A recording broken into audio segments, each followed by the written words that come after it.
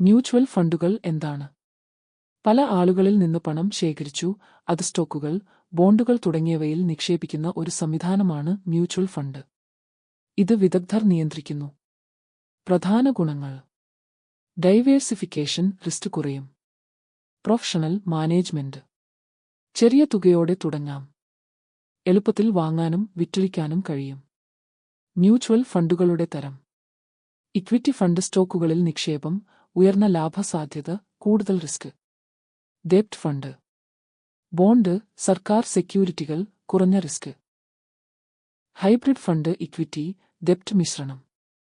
Index fund, market index പിന്തുടരും.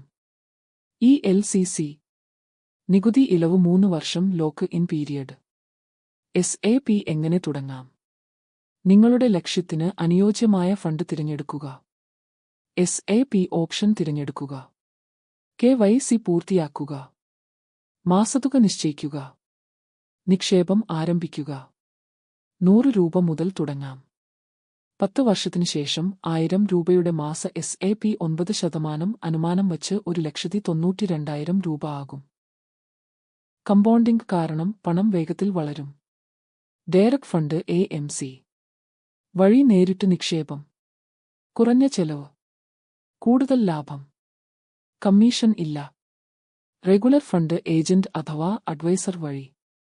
കൂടുതൽ ചെലവ്, കുറവ് ലാഭം. സഹായം ലഭിക്കും.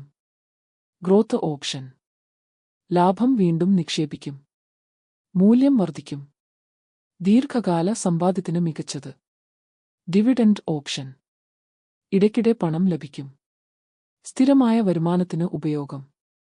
ചുരുക്കത്തിൽ, മ്യൂച്വൽ ഫണ്ടുകൾ നിക്ഷേപം എളുപ്പമാക്കുന്നു. SAP വഴി സ്ഥിരമായി സമ്പാദ്യം. ദീർഘകാലത്തിൽ നല്ല ലാഭം. ശരിയായ ഫണ്ട് തിരഞ്ഞെടുക്കുക. തുടർച്ചയായി നിക്ഷേപിക്കുക. ചെറിയതിൽ നിന്ന് തുടങ്ങൂ, സ്ഥിരത പാലിക്കൂ, നിങ്ങളുടെ പണം വളരും.